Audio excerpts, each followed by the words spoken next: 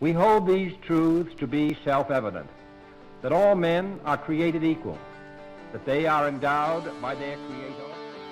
Welcome to The Pursuit, a podcast where we examine and explore life, liberty, and the pursuit of happiness 250 years after the Declaration of Independence and the founders declared those rights as unalienable and inherent in all people.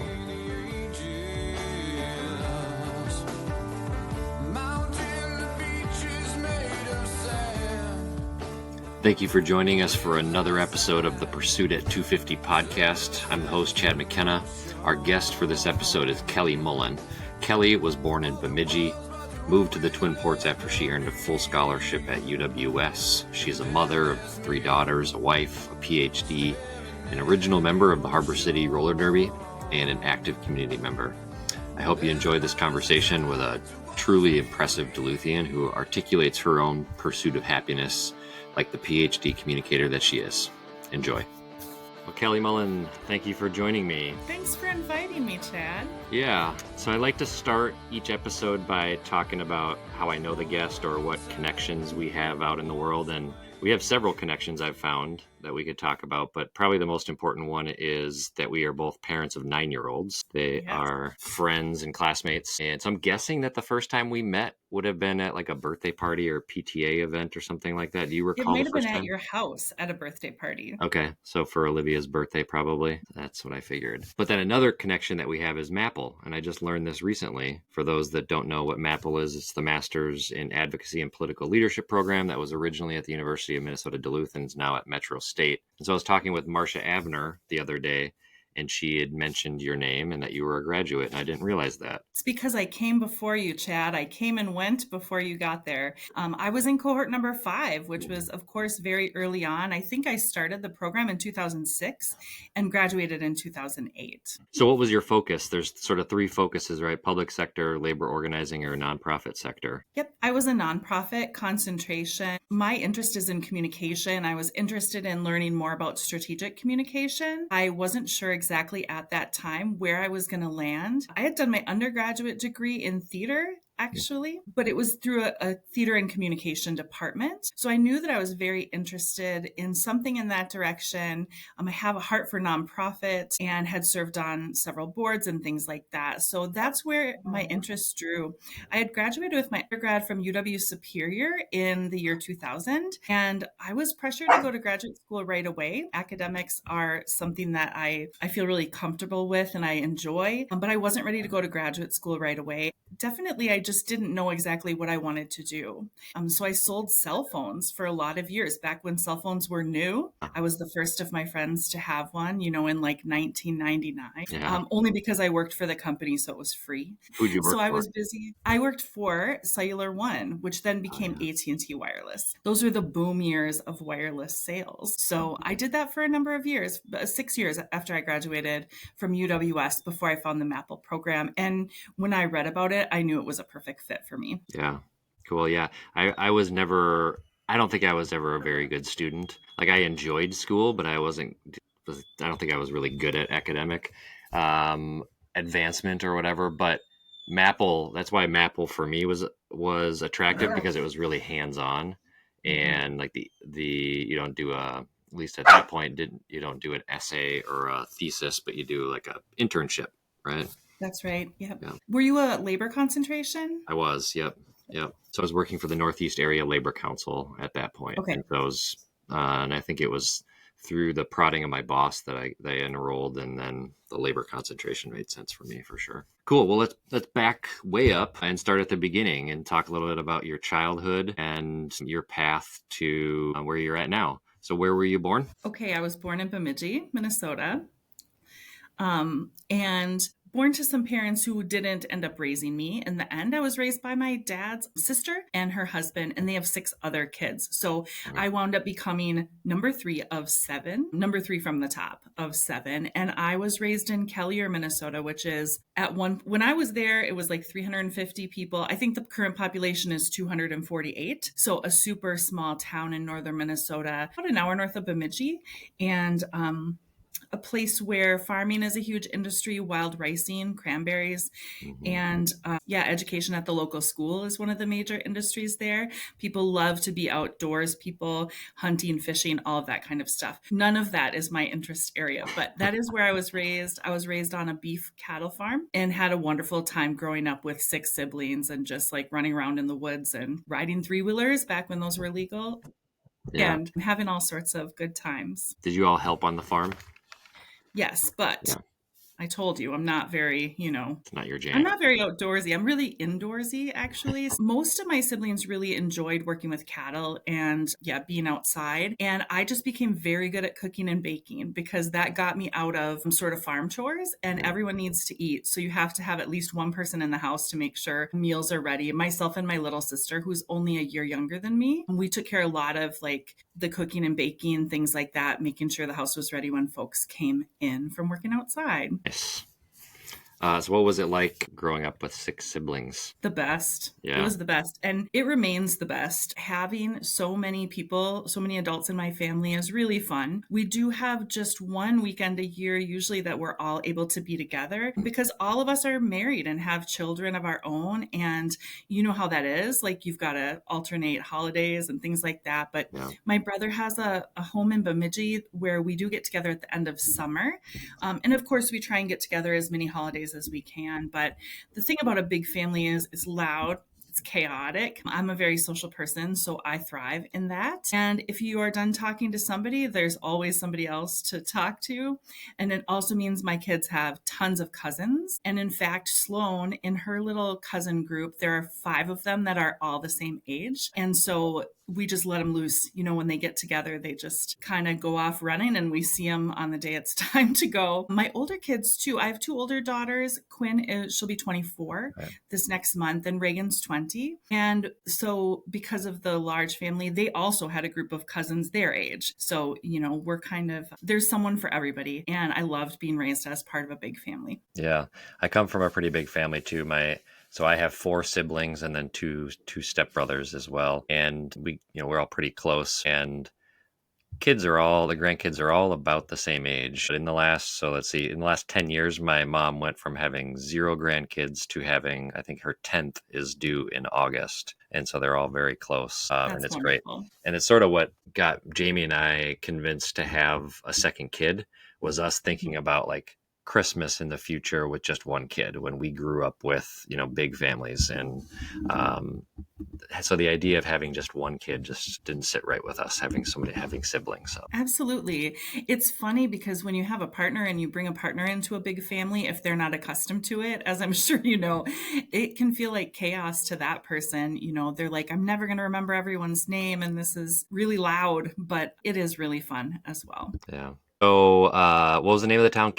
Kellier. Yep. And so when did you leave Kellier? So 1996, I graduated high school. I had a dream of going to St. Kate's. That was my high hope. I went and toured and spent the night and did all the things and fell in love. And then I got a full academic scholarship to UW Superior. And the full academic scholarship covered all 4 years of tuition. So I was really fortunate. And so that made the decision for me. I hadn't really spent a lot of time in Superior, but I came there May of 96, or no, August, I guess, whenever I moved into the dorms. And it was the absolute best decision.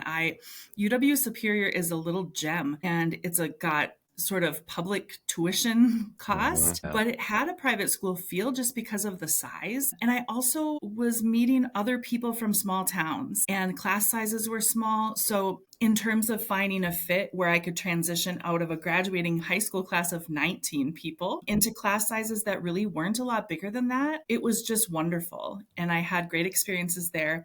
I started out as an education major, thinking that I would do high school English teaching because, everyone has a great high school English teacher that they love. Yeah. And also I wanted to do theater. I loved theater. I fell in love with it in high school. I did show choir and choir theater and all those kinds of things, and the speech team. Like other places, they call it forensics, I guess, but we just called it speech. And my high school guidance counselor told me that if I wanted to do theater, there was one job I could have, and that was to be a high school English teacher and coach the drama team. So I started out on that path, and I got into my education classes. And UW Superior is very focused on elementary ed, or at least they were at that time. And so I didn't fit in with that group of students at all. It just was not my people. And so I dropped the education major, and I think I was a junior. I switched to a straight out acting performance major, which bless my parents, they said nothing about. I had other friends whose folks said like, well, if you major in something not sort of industrious, like we're going to cut tuition. But I had my tuition covered. And also my parents just said like, you're getting an education, just go, And so I was fully supported, and I graduated with a degree in acting, which has served me very well. Yeah. I bet there's a lot of skills that you learn, and especially to be a communicator and a teacher. Yep. Yeah. It's public speaking all day, every day. And I love it. I'm not just pretty good at it. Like I get energy from that, from being in front of a room full of people. So it prepared me very well. Yeah. So I was 3 years into a business degree when I decided I didn't want to go into business, but I was taking out loans, and that was like the one responsible thing I did in college was don't start over. Like don't start your loans over and start out, do a whole new major. So I picked up a minor, but then realized, a degree is a degree. I mean, I think the biggest thing for me anyway in college, like a liberal arts college, is teaching you to really think critically and grow into your own person coming out of high school and figure out what you want to do. And more than anything, that's the value I got from it. And I still use a lot of the business stuff anyway. I bet. And I feel like a little bit like, when you're teaching a child to read, and now for Olivia and Sloan, they have so many graphic novels, and there's people that are picky about that. And they'll say, well, that's not the same as, reading whatever. I think if it makes a kid love to read, then it makes a kid love to read. And the same is true about education. Like if you're going to classes every day that light you up, then you're going to have joy for education. And so you're right. A degree is a degree. And for some professions, it matters very much what you major in. My daughter is graduating next Sunday with an accounting degree and a double major in Spanish, so in order to be an accountant, like she obviously needs an accounting degree because that's what her passion is. But for some careers, there are many paths to get there. Right. I think you and I are proof of that. Yeah. It's funny that you mentioned the graphic novel thing, because when Olivia started bringing home graphic novels and really enjoying them, I did have that. That was my initial reaction of like, well, this isn't like as quality reading. And so I tried to, prod like, okay, we can read that, but let's also read, a traditional book. But she kept coming back to the graphic novels. And yeah, I realized like, why do I care? She's reading. Right. And she's curled up over there with like Dog Man or whatever. You know what I mean? It's just like they're learning to enjoy reading a book. Right. And I think that's the important part. Absolutely. Loving to read is an important thing to instill in kids for sure. So you went to UWS, and then what year was that? What year did you graduate? I went 96 to 2000, and graduated in 2000. And then, excitingly and surprisingly, in 2001, I had my daughter, Quinn. And so that changed the trajectory of what I was planning to do. I had planned to move to the Twin Cities and try my hand at the theater world. But when I learned I was having Quinn and decided to have Quinn, I thought about it more and just stayed in the Twin Ports. And I took the job I had in college, which was at the cell phone place. I worked in the call center starting out, and I just transformed that into a sales career and was very fortunate to be able to do that. I had a good pay and health benefits. And so I transitioned right out of college to being a mom. And we're almost 24 years into that. So yeah.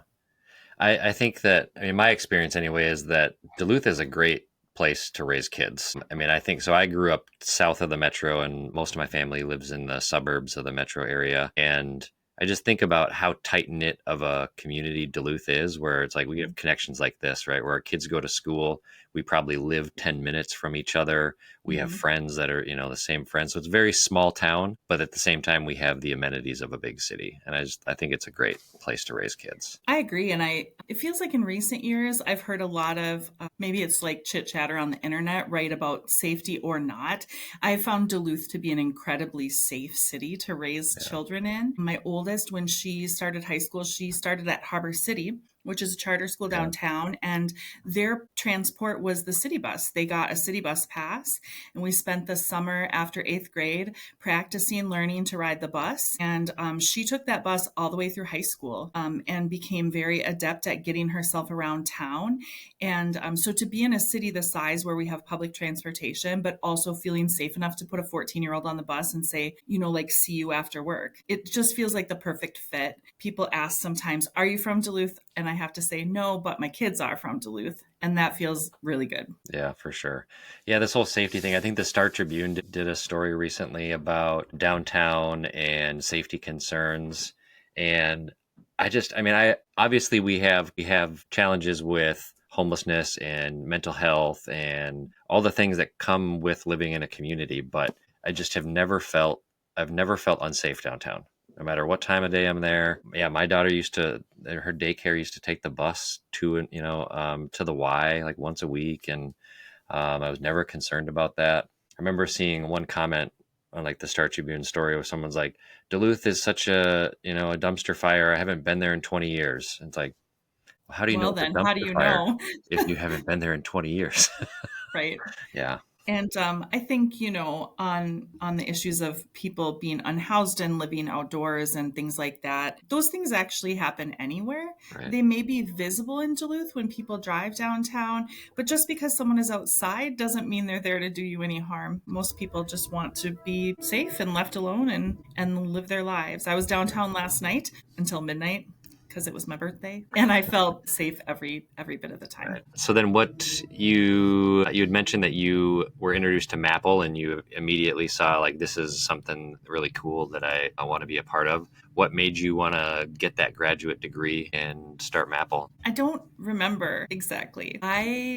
I remember just finding the program and feeling like, yes, this is the kind of program I could do. And part of, like you said, it was much more practical. It was much less, like you said, like thesis focused and more pragmatic. And I was just interested in the communication aspect, learning strategic communication, thinking about advocacy. I was very interested in the time at working with things like women's transitional housing, which I was on the board for with a fellow Maple cohort of mine. I was interested in sexual and domestic violence as topics that I thought I could work and do something to help with. I did go on to get Department of Justice certified as a sexual assault advocate through PAVSA. So that's something that kind of carried on from the beginning of my Maple time all the way to present. But I'm not really sure what made me start graduate school, just that I saw this program and I thought, that's right, this is it. And then the minute I got into the program,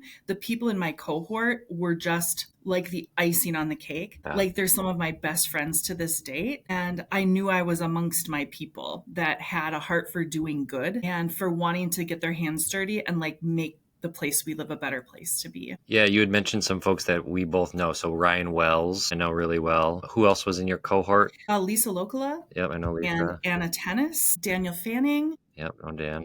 And many, many, many more, many of whom were from the Metro. Yeah. So at the time that Maple was up here, as you know, but others may not, about half of each cohort came from the Metro, and they would take minivans up on the weekend and stay at the Holiday Inn and would attend, because Maple was a weekend program. So we had classes Friday night, all day Saturday and Saturday night. And I think some Sunday stuff too. I remember a lot of getting together for brunch during those years. And so about half of the folks from my cohort were from the Twin Cities area. And I stay in touch with those folks as well. That was a really unique aspect of the program. And I think sort of ingenious. I wish it would have been sustainable, but having Metro folks come up to Duluth rather than the other way around, right? Which is the way it is a lot. We always joke in my job that it actually takes longer to drive north than it does to drive south, because we always have to go south rather than the other way around.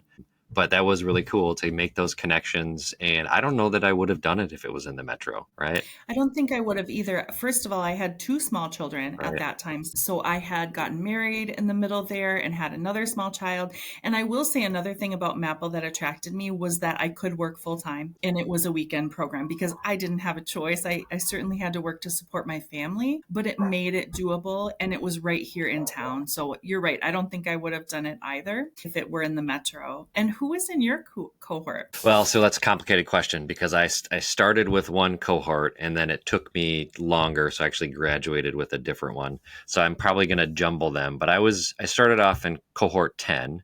So Randy Fordyce, Leah Solo, Dave Bard. Geez, I'm spacing his last name. Well, you're in trouble with Dave now. Oh, man. I'm going to have to dub over this. Let's see. So that's where I get Amy Demmer. I don't know if you know Amy. She's running the Hartley now. Let's see. M. Westerland, I believe, was in my cohort, or at least was around there. Monica Weber, a bunch of folks. And I'm probably mashing them together because I ended up graduating in cohort 11. Did you have to read Atlas Shrugged? No. So we had to read Atlas Shrugged by Ayn Rand, and I don't know. I think I burned it, but it's like this big, and so that's all like the memory of that is etched in all of our minds that we had to read that book, and so we actually made T-shirts for Why, and like the quintessential thing from that book is that the main character is like holding the world up, on his shoulders, and so we put Why holding an apple up and gave him a T-shirt when we finished up. Yeah, not an uncommon experience that people would start and finish with different groups. Just the pace of life, with graduate studies, you have to take it as it comes, and everybody was a working adult, so that kind of stuff's pretty normal. Yeah, they're very flexible, and the internships were very valuable in my professional life and just growing in all of the skills and doing that work. Then did you start working at St. Scholastica while you were in Maple, or before or after? No, after. So I was working for the college that is currently Northwoods Tech in Superior. It was WITC at that time when I finished my degree. And a good friend of mine who I'd known from my undergrad, Mary Wren Vaughn, she was teaching up here. She was a department chair. And she last minute needed someone to teach a class called Human Communication, which was about half public speaking and half interpersonal communication. And so she called me up in August and the class started 2 weeks later. And I'm so grateful that I said yes, because and I tell my students this all the time now, the path that you think, you graduate high school and you have this grad party and everyone says, oh, hey, Chad, what are you doing? And then you have to tell them the plan that you've said over and over 50,000 times. Yeah. And for most people, that's not how it ever goes, right? So I didn't wind up teaching at Scholastica because it was my ultimate master plan. I picked up one class, I took one right step in the direction of something that felt good. And once I started teaching, I realized this was it for me, for sure. So I kept sneaking in, one more class here and one more class there. And meanwhile, working full-time at Northwoods Tech, which was a great job. I was doing career development work at the time with high school students, which I loved. But there was a fair amount of travel with that position, and not like really exotic travel. I traveled sort of the upper part of the state of Wisconsin with an occasional trip to Madison, right? But it was hard to have little kids at home and be traveling. And so an opportunity came one summer for me to pick up a handful of classes up here. And meanwhile, in the middle of all of this, I had gotten divorced and it was just me and my girls at home. And then I had gotten remarried. And I said to my husband, my current husband, hey, if I have to take a big pay cut to do this thing and transition to teaching, what do you think? And he's like, I don't know, can you still pay bills, And I was like, yeah, for sure. And so I took a big pay cut and a really big leap of faith. And I just started teaching full time. And yeah, I've been here. Well, this is my 17th year of teaching. Yeah. If you count those adjunct years when I was just doing a couple classes here and there.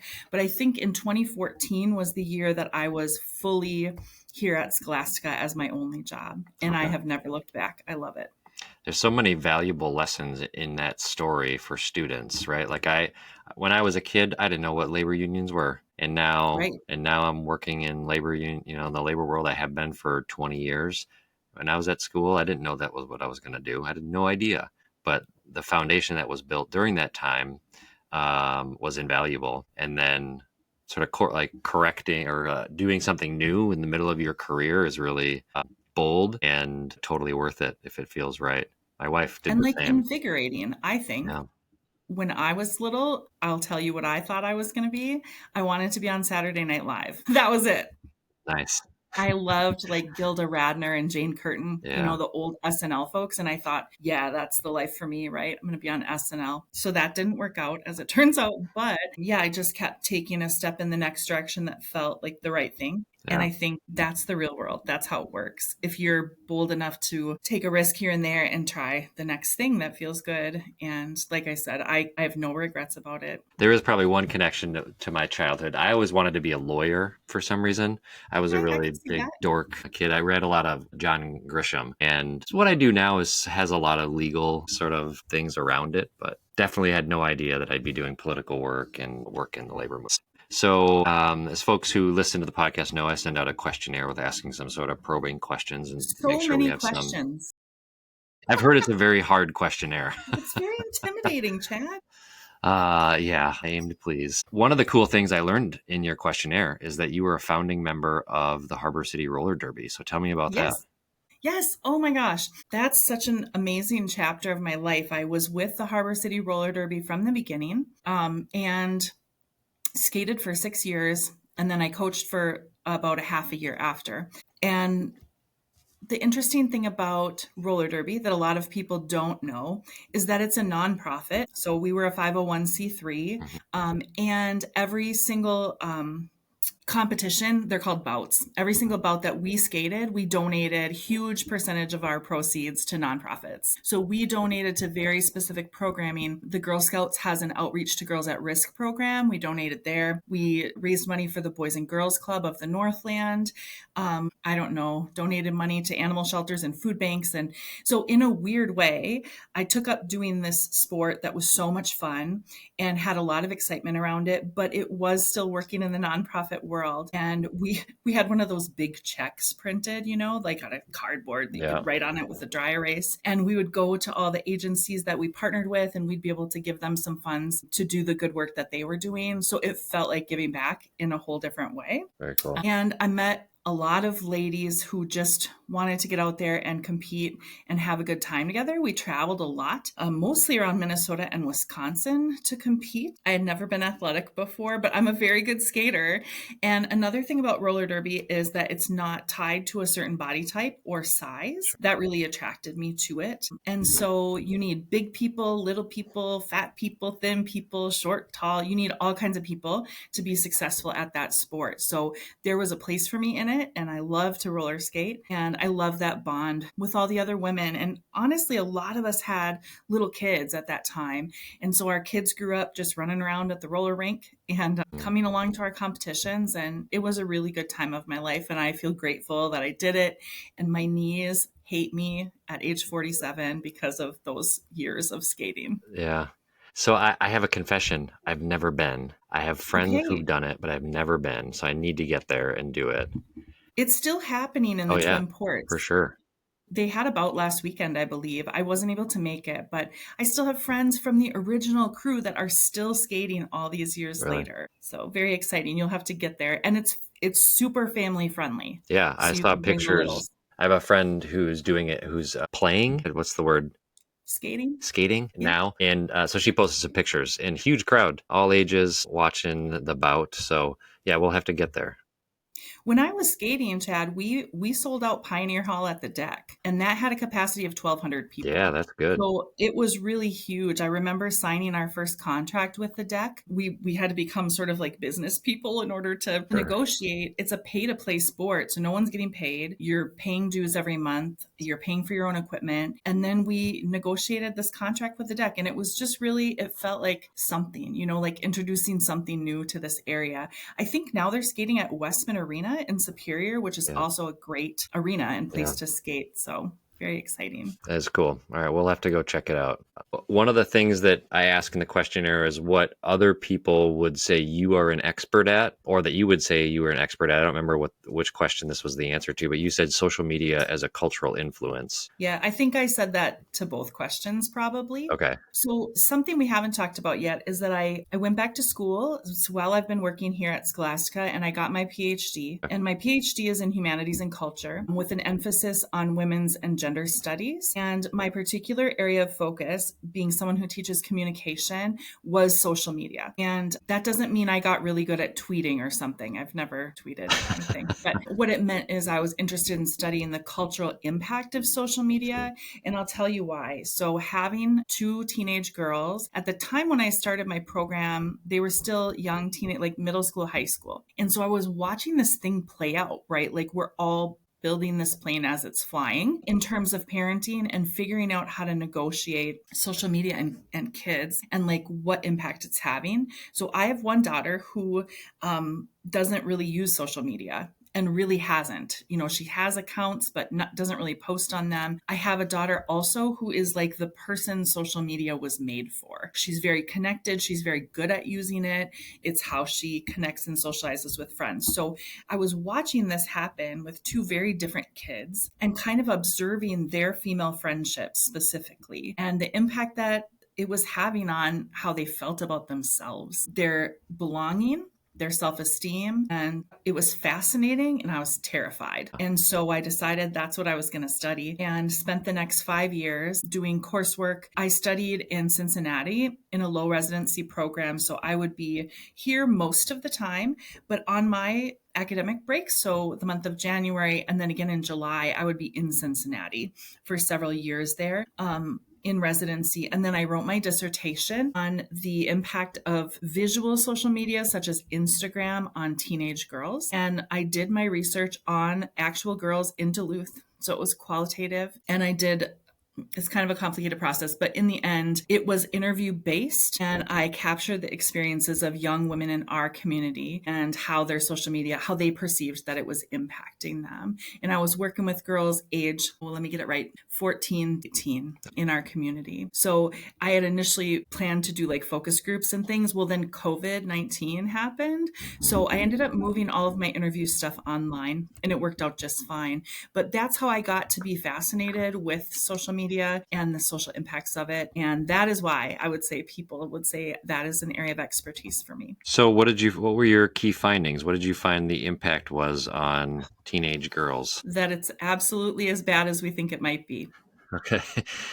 And that social media is also necessary in many ways for them to function in social groups. And so the idea that, well, if it's hurting people, we should throw it out is actually not a possibility. And so really, I wanted to think about the ways we could transform how we use social media and how we as parents guide our kids around the use of social media and to help our kids learn to navigate the world that they actually live in rather than some sort of utopia that we wish were reality. Yeah. And my biggest thing people often say when they hear I study social media, they'll say things like, kids today, they don't know how to communicate. They're just stuck in their phones. To which I would say, wrong. They know absolutely how to communicate. They're very good at communicating. And what they're doing in their phones is they're communicating with their friends. Right. So if it's not helpful for us to sort of put up this front that they're just like really bad at communicating. It's not true. Yeah, it seems like that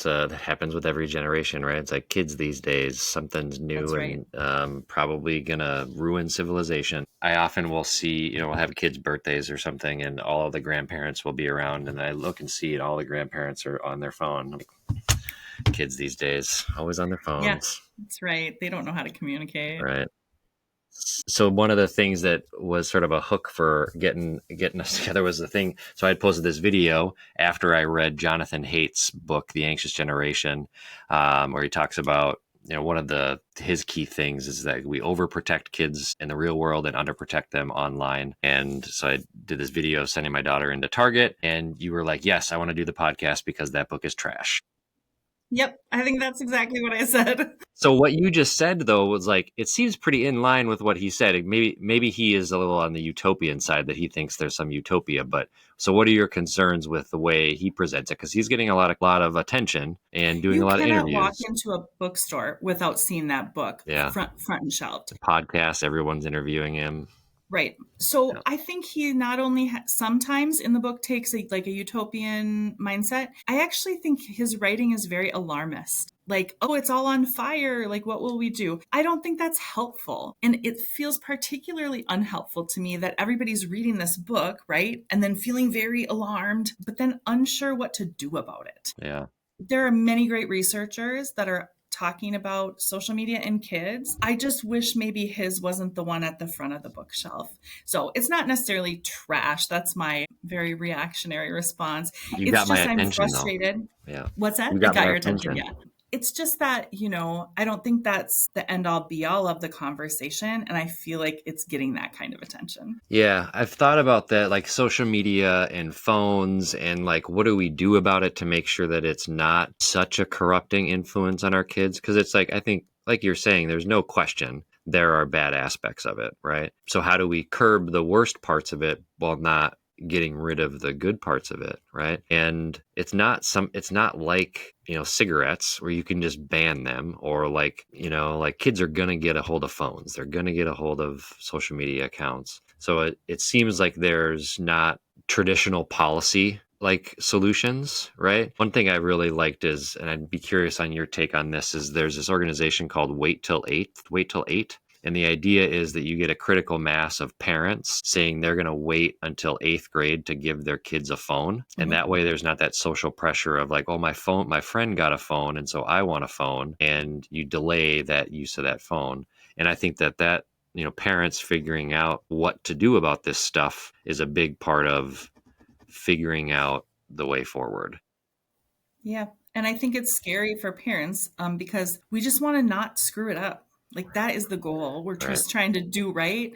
But this is new. And so we don't know what the right thing to do is. I'm sure if Olivia is anything like Sloan, which she is, you're probably already hearing about when can I get a phone? Yeah. In the third grade. Yeah. That's a common, and, we got an email home from the teacher saying, please stop sending smartwatches to school on your kids because they're very distracting in the classroom. Yeah. So even at this very young age, it's already taken over. But I love the idea of the wait till 8th. I mean, at the minimum. Yeah. Right. Even in 8th grade, really still very unformed in terms of self-esteem and knowing who they are as people. Lots of people give their kids phones before 8th grade. Yeah. And I get that it's, that's where I get into like the policy decisions, right? Like some kids may need it, right? Like you're getting off a bus and walking a mile home, and your parents aren't home. Maybe you need a phone, right? And so it's not a one size fits all thing either. I would be really interested in, because this is so top of mind and because people are reading that book and listening to podcasts, I think it'd be really cool to do like a parent focused like forum, like at the Zeitgeist or something, and say, like, talk about these things in a non-alarmist way. So we should do that.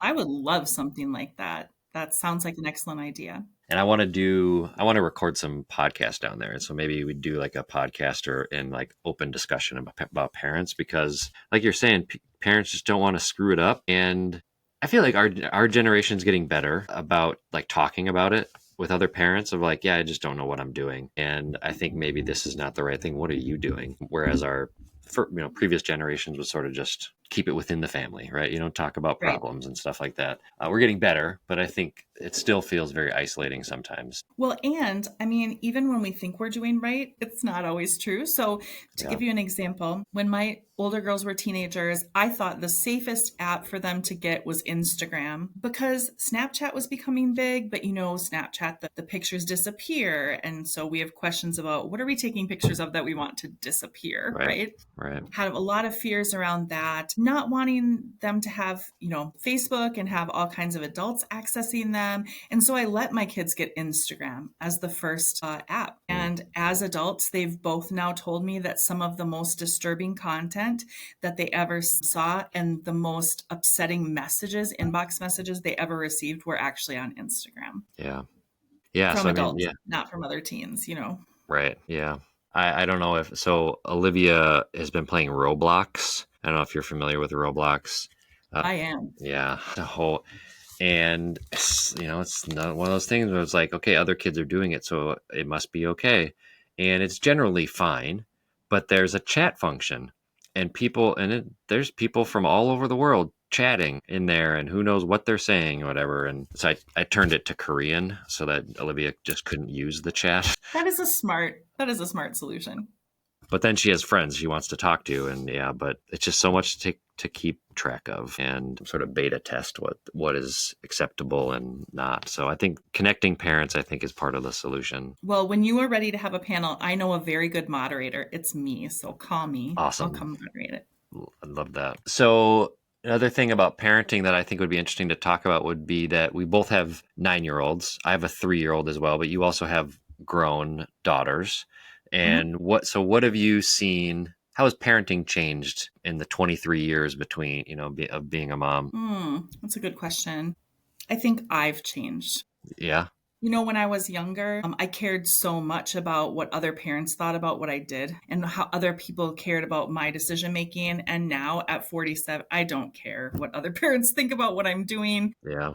I assume they're doing their best. I know I'm doing my best. And so I think I've relaxed more into the idea of like, we can make decisions that are right for our family, whether or not those are the decisions other people are making. So yeah, I think I've changed. I'm not really sure. Do you think things have changed between your kids? I mean, I think there are little things that have changed. I mean, technology is one, and I think it's partially having an older kid versus when Olivia was little, we didn't have any other kids, right? She didn't watch a movie until she was 3, right? And Desmond probably watched his first movie when he was a year and a half, right? Mhm. Because we have 2 kids, and it's like we got to deal with it. So I don't know that parenting. I think that we've definitely found the same thing you were describing, that we just sort of don't care what other parents. I shouldn't say that. We care less and are less worried about other parents judging us.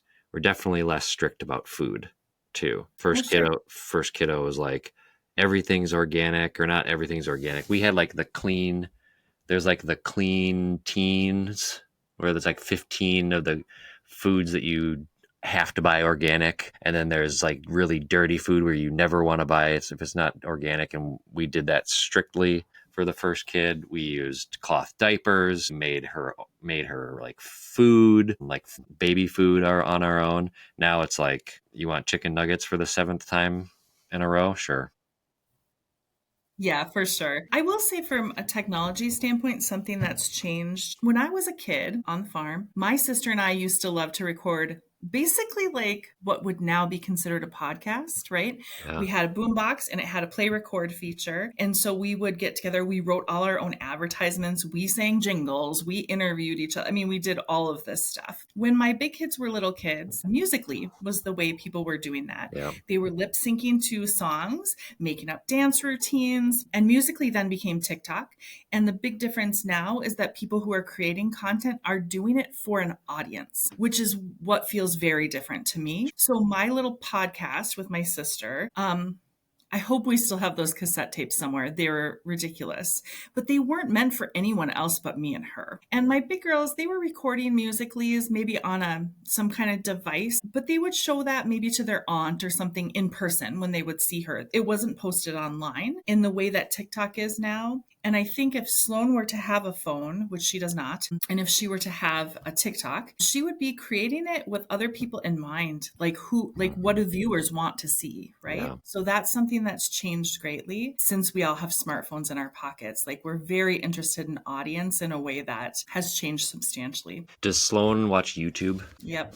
Yeah. So we just made a change to no YouTube, and we'll probably relax that after a little bit. But what I started noticing, and maybe this is the alarmist part from Jonathan Haidt, is that I would go and put my son to bed. And so my wife's a nurse, right? So sometimes she's working and I'm solo parenting. And when she's not working, I have to schedule work stuff. So we're doing a lot of solo parenting.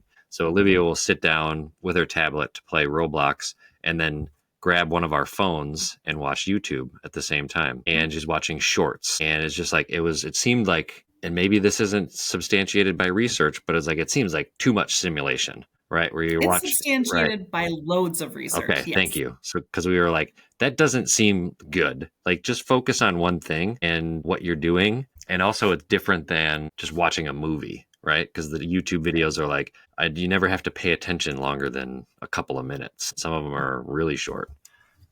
And do you find that she gets crabby Oh, when she's watching them?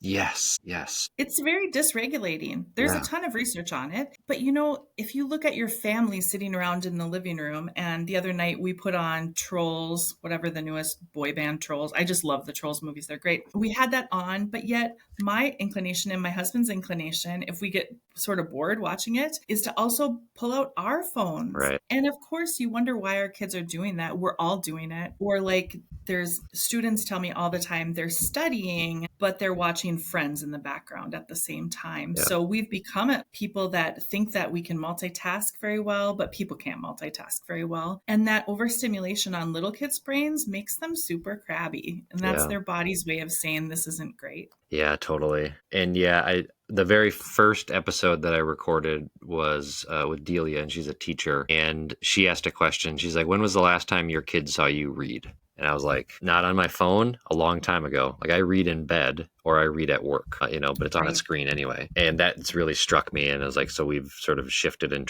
I want her to see me read and not just see me look at my phone as the only source of information and my attention. Because yeah, we will. If we're watching a movie, I'll pull out my phone. Yeah, totally. Yep. I'm a big reader. I love to read, and I can't read on my phone. I don't know if it's my age or what, but so it's good because I do have books around that are Yeah. being read regularly. And I will say, I don't read books on my phone either. Like I've never been able to do that. But if I read articles, it'll be on my phone, audiobooks, and then I like to have it in my hands as well. I know when we moved to our current house, my husband told me as we were like, hoofing it with all these boxes, he's like, "I'm buying you a Kindle." And I said, "Well, good luck, because I will not read on a Kindle. I have a lot of paper books." And he said, "They're very heavy to move," which will just stay in our house now until the end of time. It's fine. Books are a good thing to collect. Sure, that sounds great. Okay, so let's shift gears a little bit. In your questionnaire, you talked about a couple of things that are, I think, very pertinent right now with what's happening in our country. One was that a leader that you admire, you said Barack Obama. And I'm wondering what about Barack Obama made you answer him with your answer? Oh, okay, that's easy. He could make masses of people feel calm in unsettling times. Yeah. And I see that as a huge, amazing leadership quality, to not blow all the bells and whistles and not be necessarily alarmist. The world can be scary at times, not just in our country, but just like the world in general. Change is really hard. And when I look to someone to lead me, I want that person to inspire confidence in me.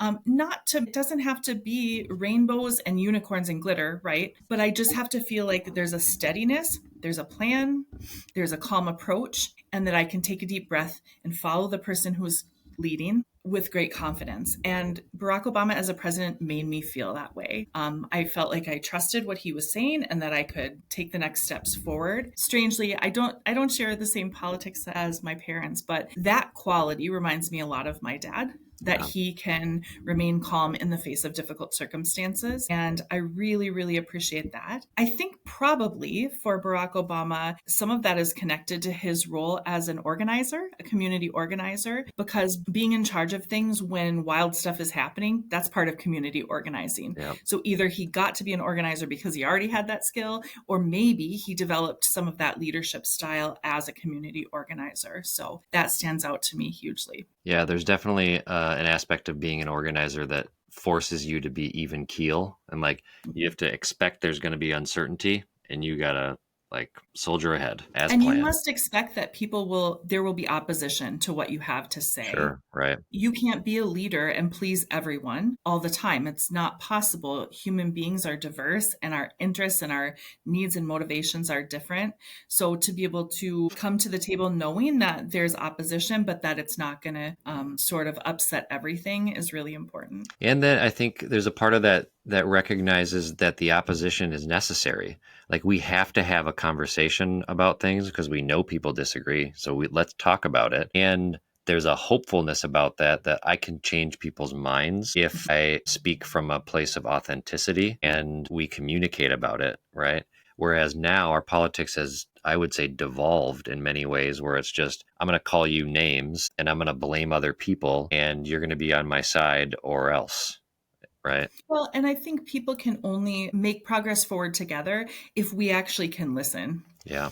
If we can listen to our opposition, because the bottom line is none of us know everything. And people get cagey when they feel unheard and uncared about. Yeah. Now, maybe someone is living a circumstance that you have never heard of before and you don't know. The only way to find that out is to really listen and to hear where they're coming from in order to maybe come up with some different solutions than you would have come up with on your own because you didn't know all the things, right? Yeah. And right now it just feels like a lot of people shouting at each other from different directions and nobody's really listening. And that, I shouldn't say nobody, but I'm, generalizing. It feels like many people do not feel heard. And that is not helping anything, I don't think. What impact, I think social media gets a lot of blame for a lot of things. And that's one of the things it gets blamed for, is it how it's changed our sort of civil discourse in politics, where how much of that do you think is true compared to just the internet in general? People have access to more information than any other people in the history of humanity, right? And so you can pretty much find something on the internet that supports something you think, whether it's grounded in reality or not. Well, I think really one of the biggest problems, it has to do with the algorithms. This semester, I was teaching a class, Intro to Social Media.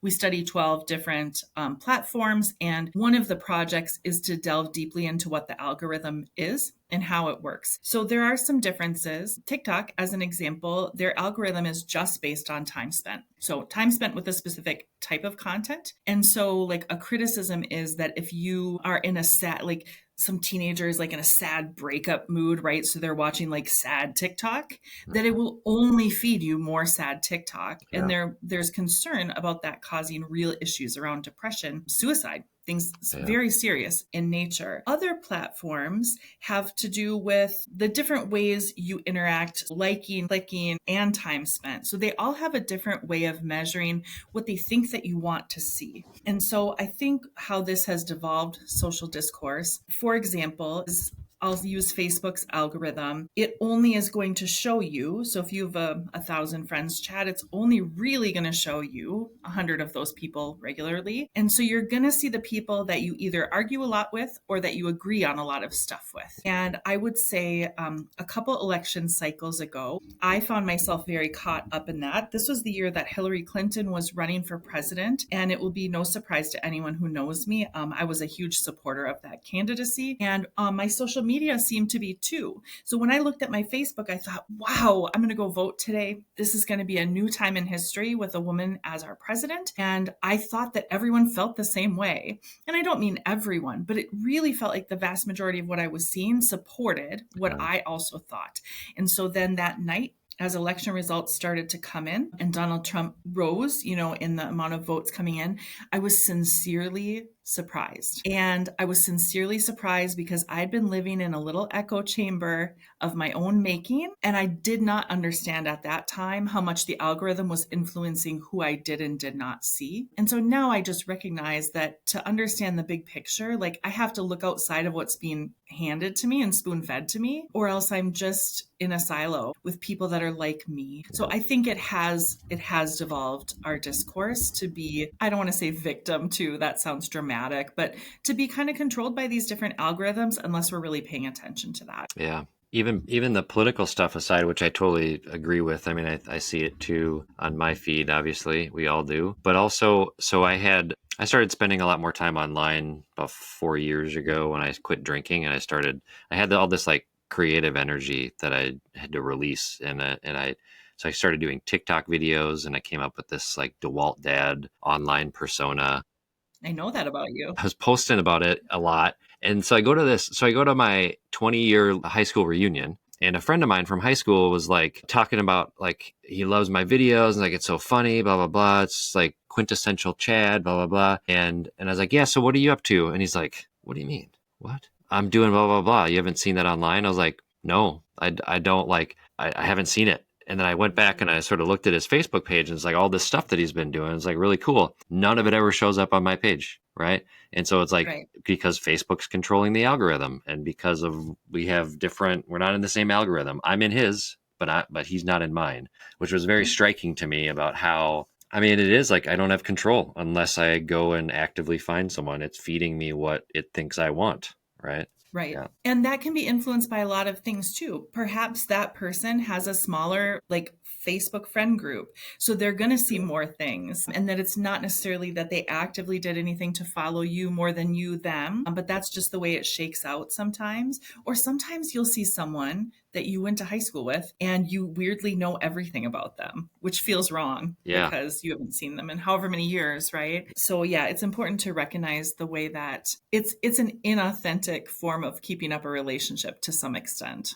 Right. If it's not like in both directions, right? Right. Because it can be. I mean, I think I've stayed in contact with people from high school and college that I wouldn't have otherwise. I agree. I'm going to a Ben Harper concert. Jamie got us Ben Harper tickets for my birthday, and I have a friend that we used to listen to Ben Harper all the time. We connected online. He's got tickets. We're going to Ben Harper together, and I haven't seen him in 15 years. So. Chad, I just found something else you and I have in common. Ben Harper? Ben Harper. Yeah, love Ben him. Harper. Yeah. He's so, I forget what you going to the show in Minneapolis? No. He's playing in Minneapolis June 11th.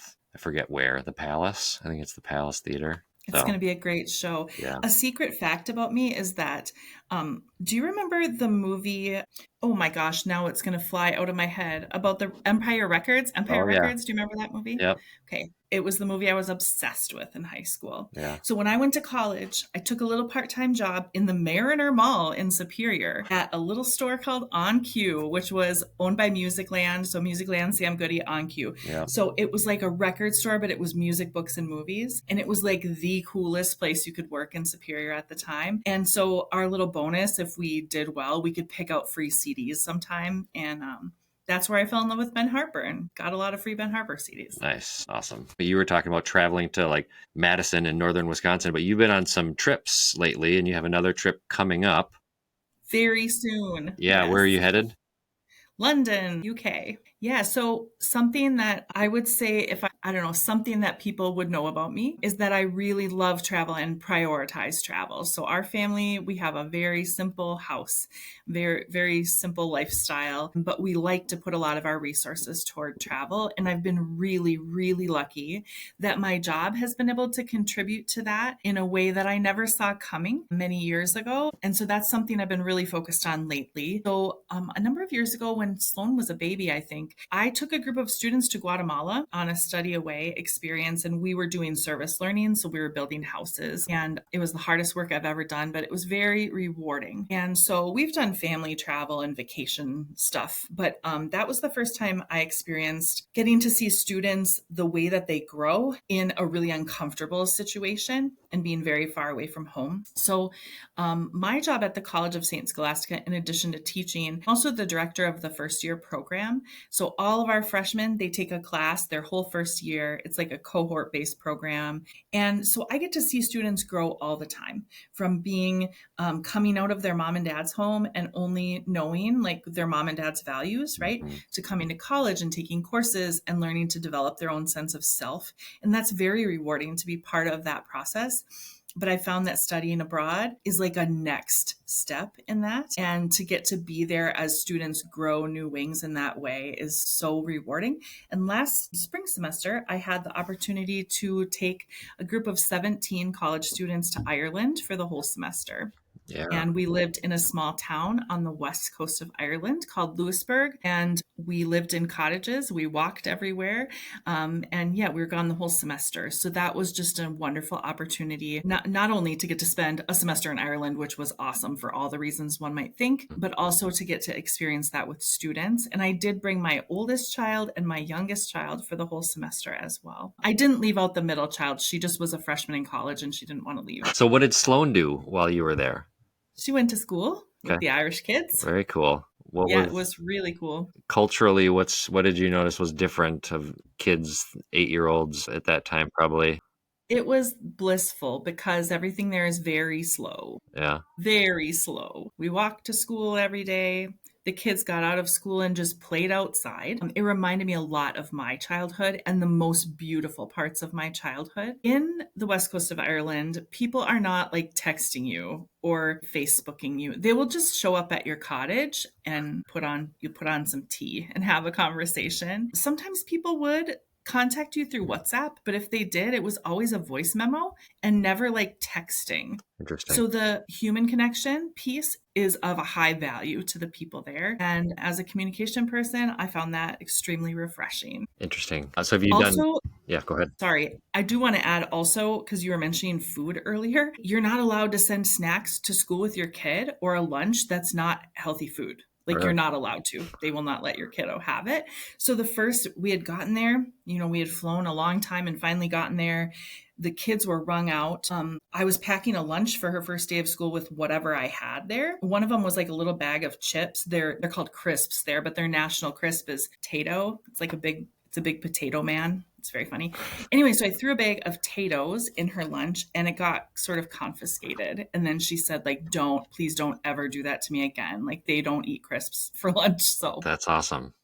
Yeah. Yeah, you definitely get away with that here. I think more people send stuff like that than don't. Yeah. Right? Yeah. Yeah. You got to do what you got to do. I've definitely sent chips and chocolate and whatever I had on me for Olivia's snacks. Yep, absolutely. Have you done any other trips that you that stand out to you? At the very end of our trip, I was able to take a vacation with my kids. Nice. And Reagan flew over and met us, and we went to Spain, on the top of Spain, to San Sebastian, which is a foodie capital of Spain. And so we got to wander in this beach town and eat good food. And that was awesome. And just good to be away. Some of the things I've noticed as a parent of adults is that now we all have jobs. And so just to even get any time together where somebody doesn't have to go is the biggest luxury that we could have. And we that was delightful. And I'm leaving next Monday for London with 23 students. And we're going to be gone for a month. And we rent out a whole hotel there. And our college has had a relationship with this hotel. This is an every other year trip that occurs. And the person whose spot I'm taking has retired. And so I will go with an art professor and she will teach art history. And I'm teaching a course in popular culture. And we're going to just live in London for a month and once again get to watch the students spread their wings. And the poor left out middle child of mine is going along this time as a student on the trip. Oh, nice. Very cool. So do they study while they're there? Or like, yes. And they're so just month-long courses, or they're like immersing in an existing course, or what are they studying? So there's a couple different ways. So the art course, they've been taking 2 credits of art history here on campus. They have done research on an art piece, an artist, and we will visit their art piece while we're in London, and they will give a presentation standing in front of their piece of art. Very cool. Which is very cool to research something and then to get to see it and share that with others. And then in my popular culture class, we're going to be looking at everything from plays. We'll go to Shakespeare's Globe Theatre, lots of plays on the West End of London. We'll go to Harry Potter Studios and just kind of check out what the popular culture is like in London. So it's experiential. They'll be doing blogging. They will be maintaining an Instagram while we're there to share our story back at home as well. So it's a communication course on popular culture. Very cool. No TikToks though. No. I mean, they might make TikToks, but it's not course assigned. Not part of the course. Right on. All right. Well, thank you, Kelly, for joining me. It's been wonderful to have you on the podcast, and I will stay in touch with you. We'll get that community forum on parenting in the 21st century, or call it something like that. That would be great. So thank you. And I want to hear all about Ben Harper when I get back. Okay, for sure. The Pursuit at 250 podcast is a production of Cool Cousin Studios. It is hosted, produced, and edited by me, Chad McKenna. The views and statements expressed on The Pursuit are those of the guests and host and do not represent the views of any other person or organization. The theme music is Circles by the Twin Ports band The Residents. Check out their music in the show notes. That's my dad.